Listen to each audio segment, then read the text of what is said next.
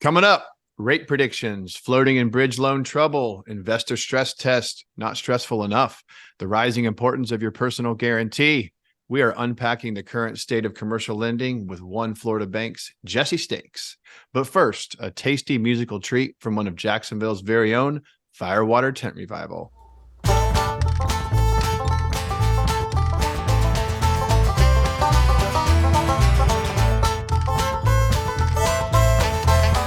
Hello, Jacksonvillians. I'm your host, Ian Brown, and this is the Jacksonville Commercial Real Estate Show, where we bring you dynamic local entrepreneurs, deal makers, and thought leaders ready to dive deep, unpack our local commercial market so you can invest with greater confidence and accelerate your own success. This show is lovingly produced by yours truly and Yield Coach Capital. To stay up to date on events, the Jacksonville market conditions, and investment opportunities, go to investwiththecoach.com, answer a couple questions, and join the team. As a reward, you'll receive 107 questions to ask a deal sponsor, so you'll be armed and dangerous when underwriting your next real estate investment. All right. Today, I am here with Jesse Stakes, Vice President of Commercial Banking at One Florida Bank. Jesse, welcome to the Jacksonville Commercial Real Estate Show. Ian, thanks for having me. And for your audience, I will tell you he did that on one take, so I'm pretty impressed right now. I don't have time for two takes. I just got to nail it, or just deal with it later. So, all right. Thank you. We got a burning question, Jesse, right out of the gates. We're going to hit you. We're recording this at the end of 2023. Transaction volume in most commercial real estate asset classes is down to like 20% of transaction volume off of last year's peaks. When are we going to see some interest rate relief? Well, I'm a banker. How would I know? I'm kidding with you. So it's interesting that you asked that because, a lot of people think we're going into an election year. Rates have been climbing. So you've got a president who is going to have a pretty challenging race that he's about to run. How in the world could they keep interest rates going in the direction that they are? It's interesting because actually we have looked at this over the last month, and the truth of the matter is that an election year really doesn't play historically into rates dropping. That's not something that typically happens. I don't know that you're going to see rates necessarily drop. You might see them go down a quarter point in the second quarter. That has been floated out there by some economists. Some people the government or the Fed has said, hey, we are successfully fighting inflation. We can have that argument if you want to, because I don't know that that's accurate. But at the same time, to answer your question directly, I think that the rate relief that we're going to get as a market is going to be nominal. I don't think it's going to change so much that it should change what deals people are looking at doing or what they're looking at. What's making them money is going to make them money today the same way that it'll make them money 2 quarters from now. And I appreciate the direct answer. I have an 83 unit apartment with a partner, Ray Adams, up in Georgia, and we have a great fixed rate loan on that, 3.75. We had interest only, and we still have 8 years left in the fixed rate. So we were potentially contemplating a disposition on that asset next year. Our feet are not to the fire, but we're like, let's just see. We've had it for over 5 years. We've kind of done our value add business plan. It's about the time that you would normally look for a disposition. So we were talking to some of the capital markets guys in the multifamily space, and everyone has a different answer. I did hear from one that I have some faith in, maybe to expect by like Q3, Q4 next year, maybe not a whole point, but maybe some softening in commercial or multifamily rates.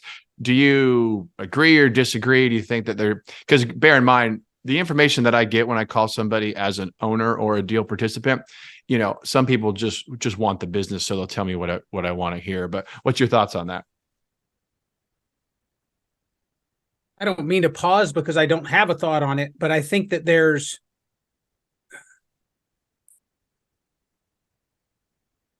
if you think about what's happening right now with commercial real estate in general, to your point, you guys got a rate that's under 4% on a commercial piece of property. You have a business that is structured around your cash flow on that particular piece of property. So if you take that and you put an 8 in front of it instead of a 3 in front of it, that whole business plan changes. So in my opinion, I think that that's, and you're in a different spot because you have, like you said, you have 5 years before you have to do anything on that. But you have folks right now in this marketplace that their rates are coming due this year, next year. And so you got someone who has cash flowed a piece of property, like you said, an 83 unit piece of property. So what does that look like when all of a sudden the cost of running that property just went up by, 2x or whatever that number is, as far as for the lending piece of that, or that the repayment of that loan. So not to answer your question indirectly, but I just think that there's going to be so many different unique situations that happen with people like yourself, that you've got a lot of runway to where you can wait and see, or you've got people who are now all of a sudden business just changed because either our restructuring of that note or that balloon is due in 2023, 2024, 2025. And I had this question for later, but I do this all the time. I jump around with my questions. You started to touch on essentially workouts or restructurings or modifications. With the banks that you've been involved in, you don't have to speak necessarily, for your position as you sit right now, but sure. What do you think the posture is for the banks that you've had exposure to for potentially defaulting loans? And maybe it's a maturity default. Maybe when the bridge or floating rate resets, you're going to run into a negative debt coverage ratio. But maybe the asset itself is essentially unchanged, no deferred maintenance. The business plan's going as planned, but I mentioned it in the little teaser in the beginning, the deal wasn't adequately stress test. Maybe they had an interest rate at refi pro forma at maybe 6 and now it's 8 or whatever the deal is. I'll pause there for a second. What do you think lenders' posture is going to be? We don't have a total crystal ball, but as some of these dead fish float up, what do you think the bank's appetite is going to be for doing mods? So, not to speak out of both sides of my mouth, but I'm going to, because I think the answer is it depends. And it really depends not only on that actual situation, that unique, that individual's unique situation, or the piece of property. It also depends on what the bank's position is. So, and what I mean by that is all these banks have portfolios, and, it depends on the bank's level of, how many investment properties, how many multifamily properties, how many of that particular asset class do they have in their portfolio, and what's the room, what's the appetite? If they have the room and if they have the ability to, sure. Nobody wants foreclosures. Nobody wants assets to go bad. So if they can create a soft landing for people, absolutely you'll see it happen. But if they don't have the ability to themselves, which will be because of a bunch of unique factors to that particular bank in that particular situation, then you might see some stuff that happens that's uncomfortable, that doesn't sound good. Nobody likes the word foreclosure. Nobody likes the word workout. Nobody likes to be in special assets, but there's a reason why all these things exist. Mm-hmm. Now, that being said, you touched on something else. A lot of these deals that have been done in the last 4 or 5 years, they were stress test at 6%, like you said.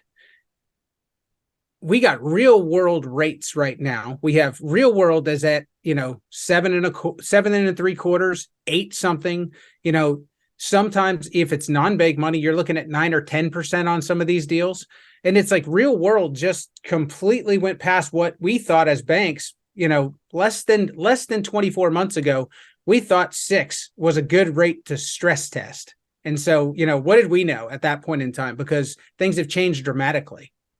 That's a good point. I've done deals with essentially private capital, high net worth individuals lent me money to reposition commercial properties, and I would borrow that money interest only at like 10%, and so, but what's funny is now the price of bank money isn't getting too far away from what some of these high net worth private individuals have been lending at. Even the term hard money is kind of falling. I see it falling out of favor a little bit, Sure. But what I would consider a hard money loan is commonly, and I know it jumps around, 1 to 2 points, 12 to 15%, short-term debt.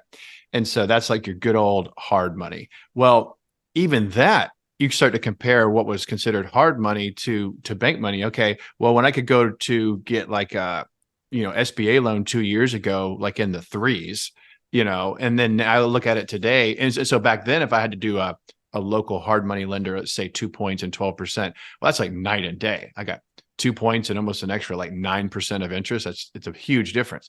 Well, now you look at it, and maybe I'm just a natural optimist, but I'm like, wow, like, I kind of like that some people are pulling back really hard and waiting, when what I see is like, well, the capital that is available, the difference between private hard and bank money, now you're getting down to like a few points. And I think if you have a good deal, you do need to be conservative in your underwriting, and you need to stress test the hell out of it.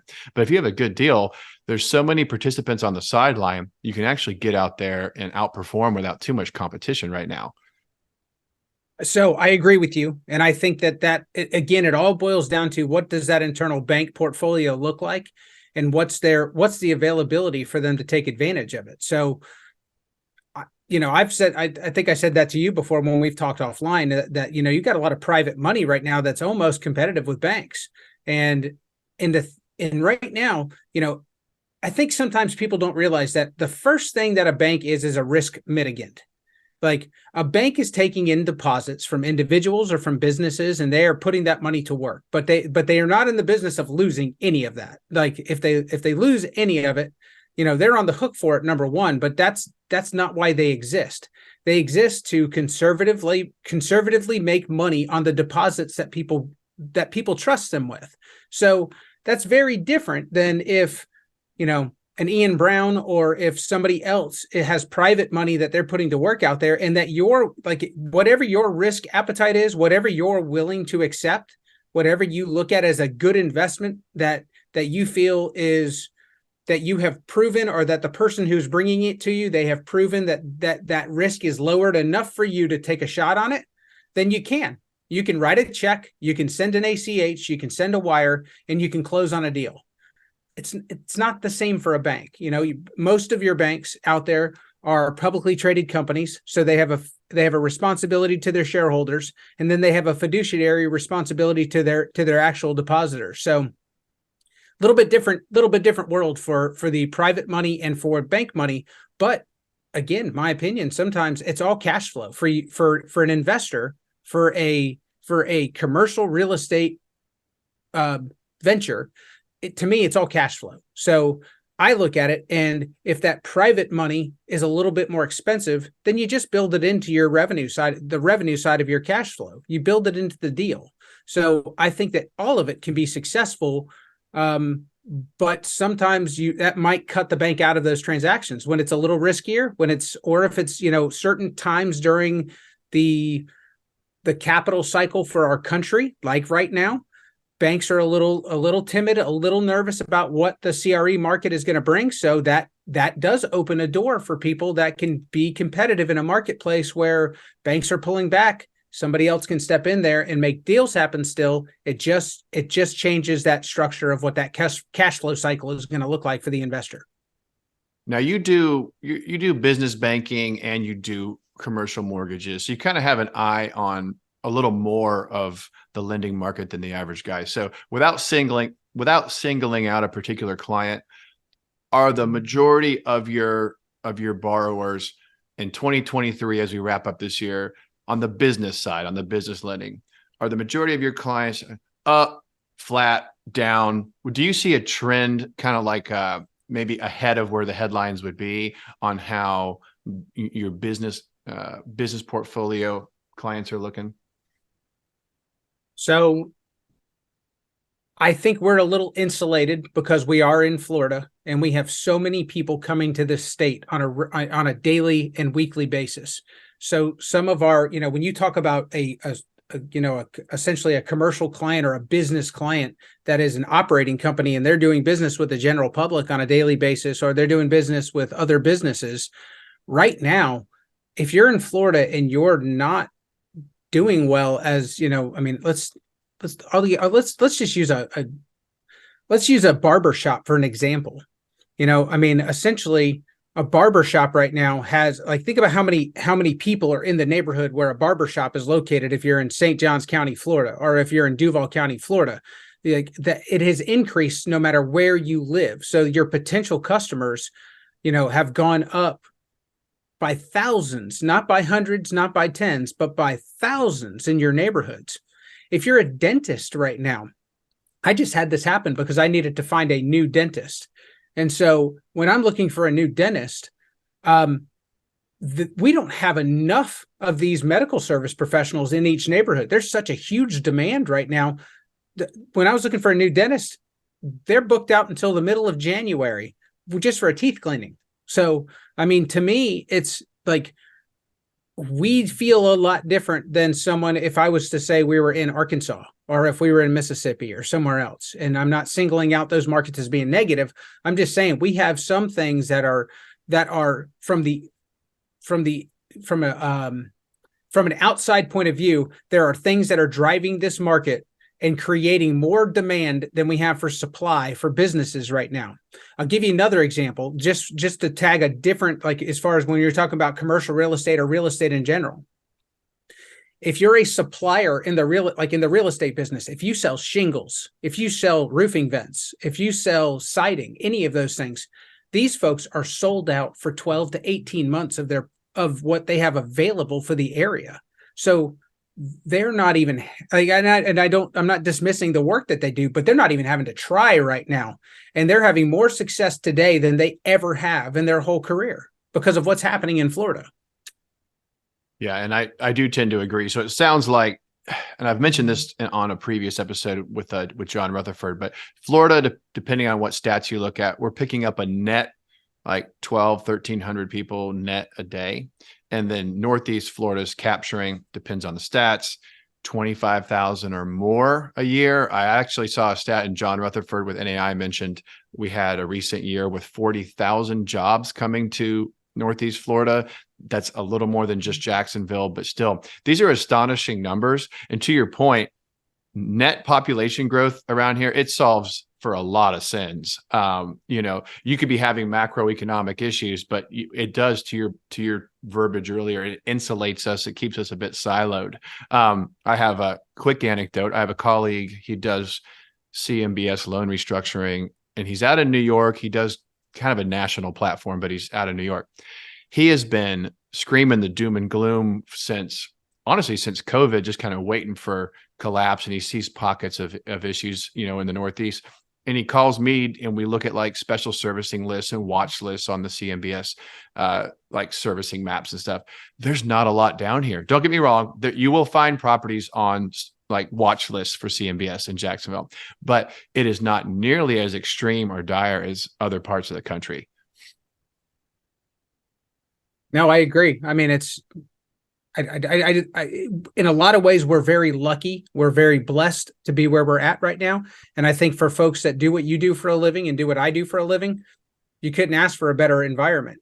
But I do think there's a flip side to it. And I also think that this plays into the CRE market, is that there's a huge demand right now for affordable housing and to create higher paying jobs, to create things to where the average citizen in this area can continue to afford to live here, because right now it's becoming very challenging. Mm-hmm. What do you see? Like, in my opinion, I think that we're not going to have, like, some people are sitting on the sidelines waiting for the quote unquote dead fish to come up and you get these deals. Somebody will get some deals, but I don't think there's going to be enough of it. Let's just take 2024. I don't want to forecast too far. I just don't think there's going to be enough of that in 24 to be a business model. So if you're doing nothing in 2024 in your transactional world or your investment world, I personally think that's a mistake. I think you need to be careful. You need to really stress test. You need to be conservative, but I don't think you should be not transacting. To the contrary, you probably have only 20% of the competition you used to have for now. And what happens is some people have heard of the flock of birds analogy, but essentially one bird flies off, all those next look, and then boom, there goes 1,000 birds. Ideally, you don't want to be in that flock. Sometimes being the first bird is risky. You might get slaughtered, but I think that, let's say hypothetically, you do see a rate drop like that capital markets guy was predicting for our apartments in roughly a year.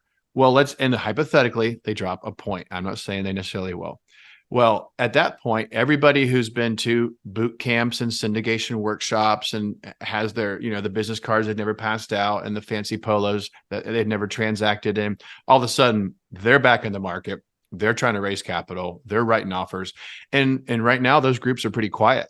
So there's a chance to, in my opinion, get yourself ready and outperform and just be cautious, but don't stop your transactional work. Now, for a question to you, Jesse, if somebody wants to transact in 24, which we all know this is not an easy time to be bankable. You mentioned earlier, the banks are being cautious. The banks are not in the business of losing any money. What can somebody do as an investor or an entrepreneur to make themselves more quote unquote bankable for opportunities in 24? Well, it's sometimes I think people think it's a line, but it really isn't. You need to know your banker. You need to have a true relationship with whoever it is that you choose to bank with. And I don't think you should stop at one person. I think one of the things that people don't understand is that I talk to other bankers. Bankers talk to bankers because we know that sometimes I'm going to be able to do a lot right now, but maybe 6 months from now, somebody else can do things that I can't. But I always want to be able to share that information with my clients. And so point being is that the better of a relationship that you have with your banker, whether it's a business banker, commercial banker, whoever it is that you consider that person that you trust, it's going to give you relationships with other bankers as well. And everybody's a little territorial when it comes to a sales environment, but the truth of the matter is that I probably get as many good deals from other bankers as I do from anybody else. So I think this industry, it really does lend to a lot of collaborative work, rooftop to rooftop when it comes to different banks. So number one, I think that people absolutely need to truly have a relationship with their banker. And they don't have to tell me, they don't have to tell anyone else, but they can look in the mirror and say, do I really know my banker? Do I have a good relationship with them? And if you don't, start it. Go have coffee, have a beverage, whatever it is, and get to know each other, because I think that you're going to get a lot of information that you don't have if you don't have a true personal relationship with your banker. Number two, I think part of that, I think when people also look at things and they say, okay, I have a deal that I want to look at right now. And then they'll call their banker and they'll say, what do I need to get this deal to work right now? Well, you just put that banker behind the 8 ball, because all he can do is react to whatever information it is that you give him right then and there. Versus if if it's you and I talking about a deal, Ian, and you tell me, hey, 6 months from now, I'm looking to do X, Y, and Z. Well, then I say, let's take a look at what you have now. Let's take a look at your current position as far as your personal financial statement and your financials, and make sure that you're where you need to be, so that in 6 months, we're flipping a light switch to get you that deal, rather than trying to build an infrastructure, build a power plant so that we can flip a light switch and turn that light on. So I think that is enormous, because it also gives you an idea. If you're not where you need to be, then I can give you a blueprint from a bank perspective, not from a real estate perspective, but from a bank perspective of saying, here's what I need you to do in the next 6 months so that I can do a loan for you on that date when you need it. So I think those two things are absolutely key. That's a good answer, Jesse. I think that I'll speak for the investor audience. We've all been there where here comes a deal, the deal's moving fast. A variety of things can be an issue. Maybe you haven't updated your personal financial statement in a while. Hey, I remember when I didn't even have one. So it's like, do I have one? Of course, now I've long since had one. I just need to update it. Sometimes if you haven't updated it and you've had new LLCs, new accounts, new retirement holdings, new vehicles, new whatever, it might take you half a day to update your PFS, depending on how old it is. And then the other thing is, say I call Jesse last minute, what's Jesse supposed to do, especially if we don't have like a pre-existing banking relationship? You haven't looked at any of my stuff. I mean, a PFS is self-reported. So for me to fire you off a PFS and then, here's my purchase and sale agreement on some real estate, how fast can you close? Like you said, it puts you behind the 8 ball. I think I'm going to distill something from what you said. I mean, if I want to invest in 2024, I need to be speaking to the people that I believe are going to be my lender or lenders in 2024, and let them build a file, because it takes time. And so no one likes fire drills. Fire drills are very common in investment real estate. I will say they're a little less common commercially. We're not just wholesaling single family homes with most of my business or the audience's business. I mean, you're talking about multifamily, industrial, office, land entitlement. Most of this stuff is a little more glacial than your fast-paced house flipper, luckily. And I think, just as an analogy, that's why a lot of those fast-paced house flipper types, they don't tend to use bank money. They tend to use private or hard money.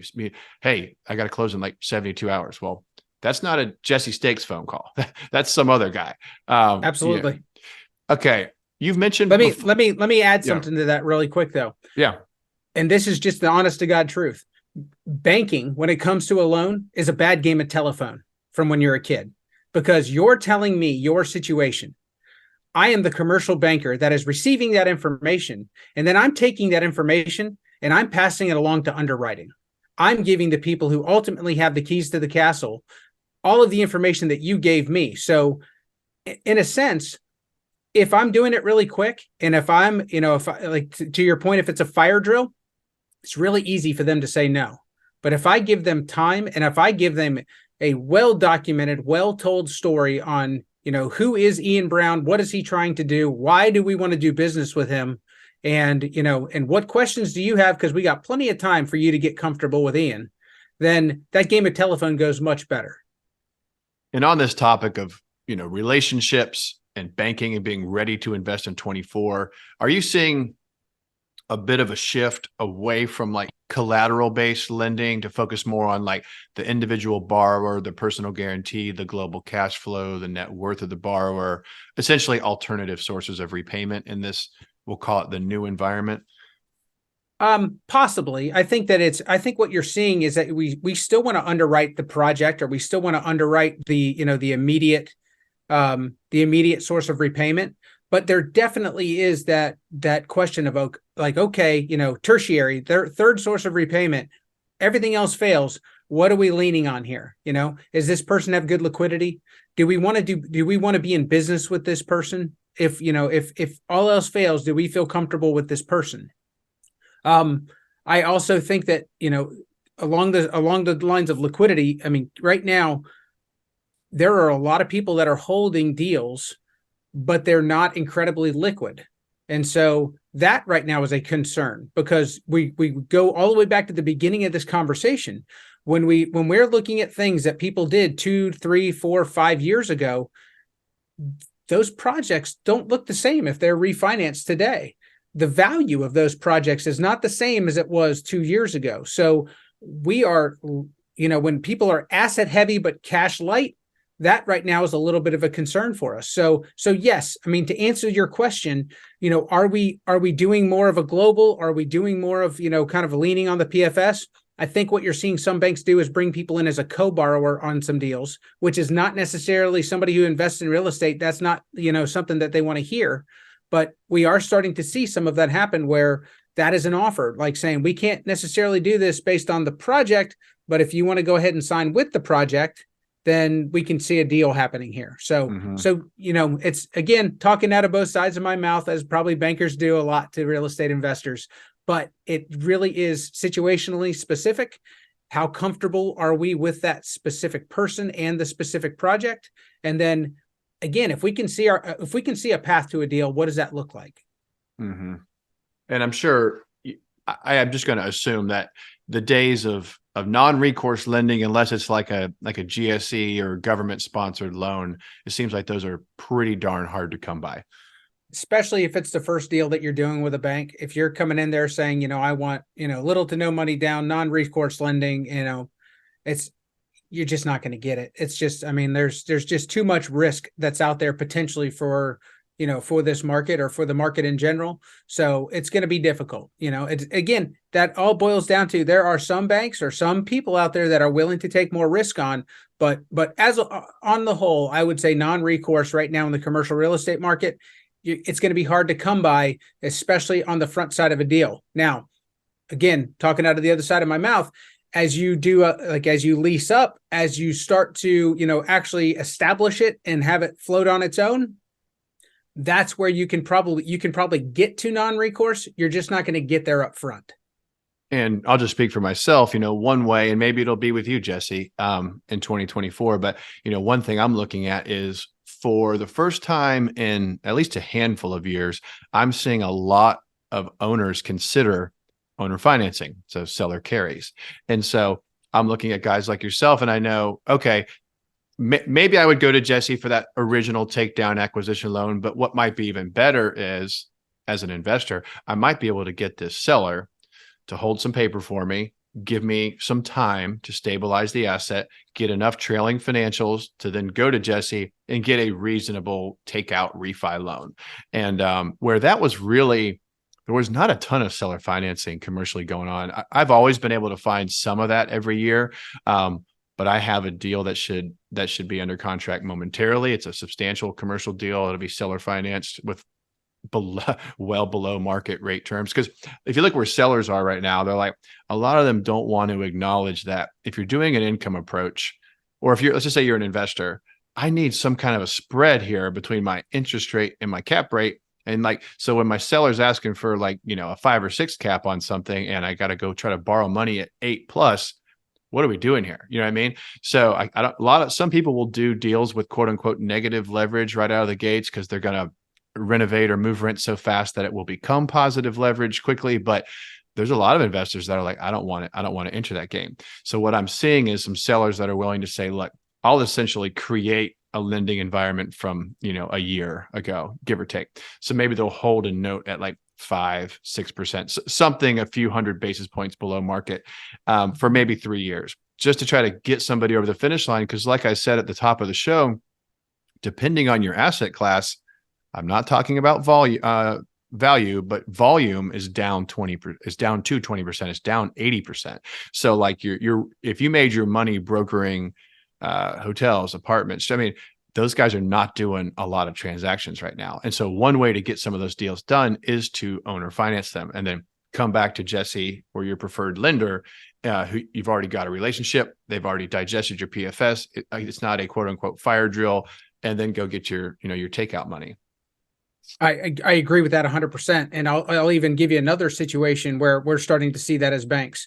COVID and everything that's happened afterwards is also allowed people to become creative with their commercial real estate or with office space, with all kinds of things where they try to figure out other resource or other ways to utilize the space. And so banks aren't always comfortable with new. And so as things are new ideas or new concepts that are being proven, I'm seeing people seller finance commercial real estate because there are new concepts that are profitable, that generate money, but banks just aren't comfortable with them yet. But you show 2-3 years of profit, of positive, profitable activity. You show that it's a proven concept rather than being something new or a new idea. And then all of a sudden the bank's comfortable with it. So, that's just another reason why what you just said also works. We sidebarred on something before the show, kind of this public private, some we're talking about alternative ways to kind of fund deals in this challenging environment.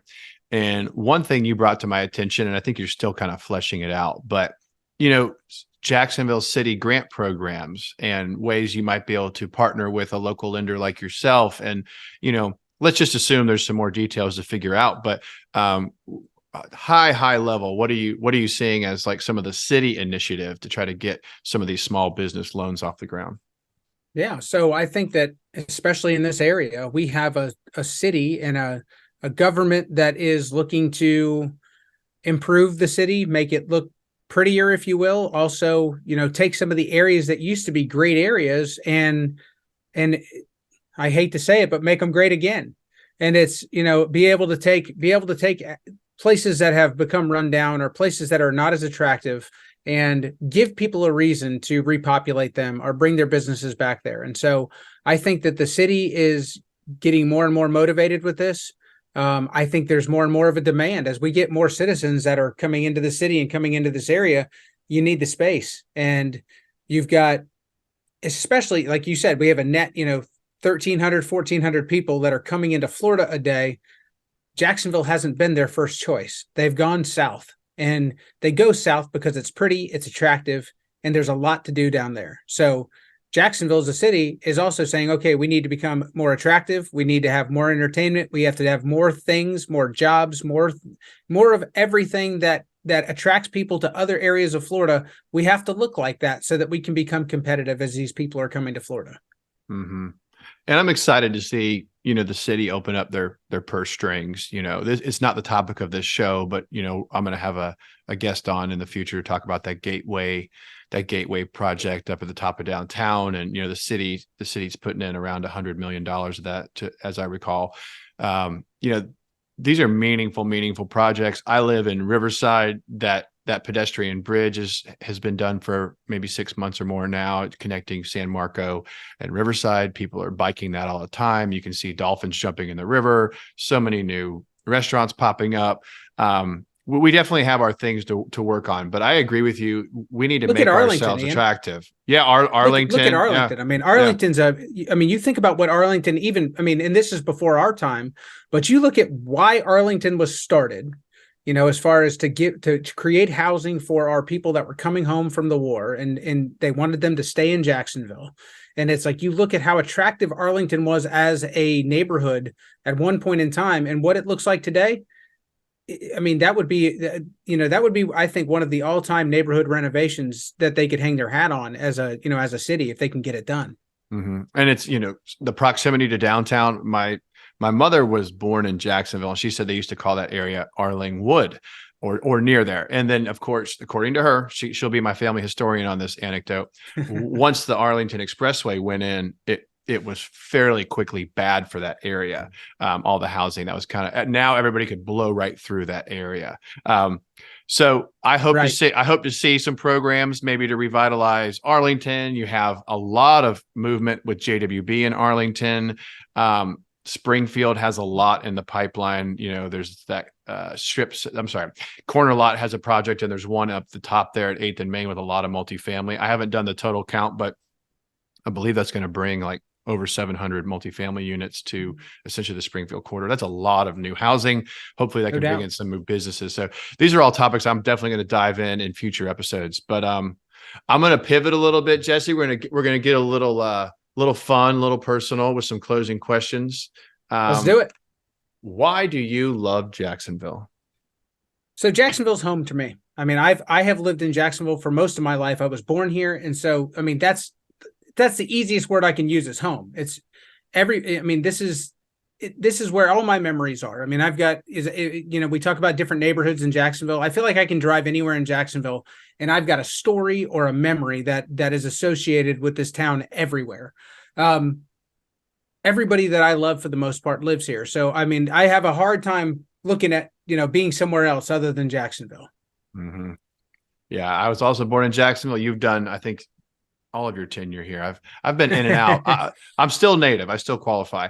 Ian's mother may or may not have been my 8th grade teacher.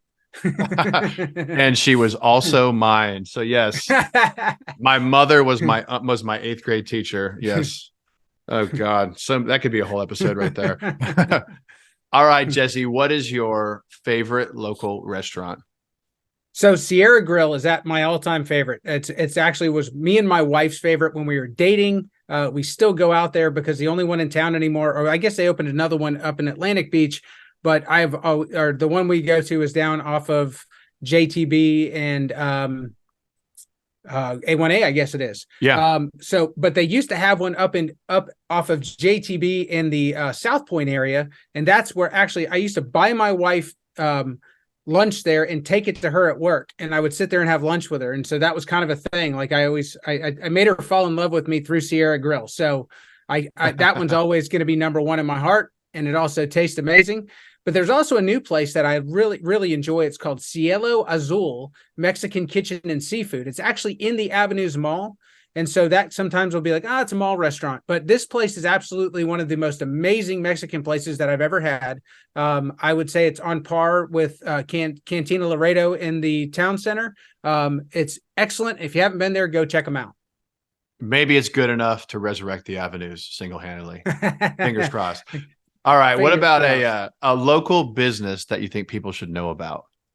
So I will stick on my wife here. So my wife is the program manager for a nonprofit here in town called Vision is Priceless. Vision is Priceless. They do vision screenings for school-age children. And then they also do they have an optometrist on staff, so they actually do eye appointments for those children if they fail the vision screenings to make sure that they have the glasses that they need in order for them to. It's interesting because she'll tell stories as far as kids that are graduating from high school and how much they hated school, and they're just now figuring out that they had vision issues that they probably had for years, and then kids that are in first or second grade that had the opportunity to identify vision issues that are now going to have a totally different experience with school because of the fact that they identified those vision issues early. The other thing that they also do is they also take care of the less fortunate in town that are older. They do a lot of stuff in conjunction with the Arlington Lions Club to make sure that the less fortunate older population has the ability to access eye care. They do some stuff with ophthalmologists in town to where they have what's called the gift of sight that they participate in to give people cataract surgeries. There's all kinds of stuff that they do. I think it's an amazing organization. If you don't know about it, it's worth checking out. Awesome. Okay. A local hidden gem. Got a local hidden gem. So what comes to mind, honestly, off the bat, the original Jacksonville Open was played there, but Hyde Park Golf Club. It's one of those things. They're actually in the middle right now of renovating it. You want to talk about a project? They've put millions into it. They've cut down a tremendous amount of trees. They're trying to bring it back to kind of its original glory, if you will. But Hyde Park Golf Club was where the original Jacksonville Open was played. Ben Hogan actually got a 10 on the 6th hole. It's a piece of sports history here in town. So I think that, if you're coming in town and you're going out to the players, or if you're just looking for something different to do and you've got you'd like to play golf and you just want to experience a piece of history, I think it's one of the best things we have in town. I'm so bad at golf that I either want to have like a free ticket for like a real estate kind of beer scramble kind of thing, or if I have to actually pay to do this sport, it needs to be cheap because I'm going to be, and Hyde has got that covered, right? I feel like it's a pretty affordable, and course. They have a bar as well. So I think that you can go out there, you can have a good time no matter what. And like I said, it's a piece of history right here in town. I got two questions, but the last real question, who's someone you've met locally making some interesting moves who you think we should try to get on the show? So I'm going to kind of plug, he's a former coworker of mine. Is a gentleman named Nelson Bradshaw. He is actually one of the senior directors over at a company called Farther, which is they actually do wealth management. But Nelson is very engaged in the commercial real estate area in this town as well. He's very engaged with NIOP. I think he's one of those guys that would absolutely, you would benefit from having him on the show. He's very knowledgeable. And I think that, I think you guys would go well together. Awesome. Well, since you called him out, maybe we'll have to have him on. You can do an introduction for us. All right, Jesse, lastly, where can people find you, connect with you, and learn more about you? So LinkedIn is probably the best place. I always believe, like as far as you can see some of the content that I do. I also do a podcast where I feature a lot of business owners, a lot of service professionals that are, small to medium-sized businesses, I would say, give them a place, a platform to kind of, tell their good news. I put a lot of stuff on there about that. You can also have all of my contact information right there. And if you just want to connect directly with me, you can also just go to jessestakes.com. Nice. I haven't even checked to see if ianbrown.com is available. I've got yield-coach, but I don't know about. I got to check to see if my name's available. The problem with the last name Brown is like everything's taken. So I'd have to spice it up and add some stuff to it. So see, my thing was I'm not that creative. And so I was like, I at least got to park my name. I was like, I don't know what I want to do yet when I actually did it. And so I was like, you know what? I was like, my name is available. So I was like, even if I'm completely uncreative and I have nothing else to give, I got my name. You got your name out there. You weren't sure with what the avenue was going to be. It could have been banking, male escort, who knows? Like sky's the limit. So you found your way. You got it. All right, guys, this has been fun. Please take a moment to follow, rate, and review the podcast on whatever platform you're enjoying it. Makes a huge difference for us, allows us to bring you quality guests like Jesse Stakes today. As I mentioned at the top of the show, stay up to date, never miss a beat. Go to investwiththecoach.com, answer a couple questions, join the team. If you're into scrolling and you want to look into our personal and professional life, check us out at Yield Coach on Instagram, Facebook, LinkedIn, and YouTube.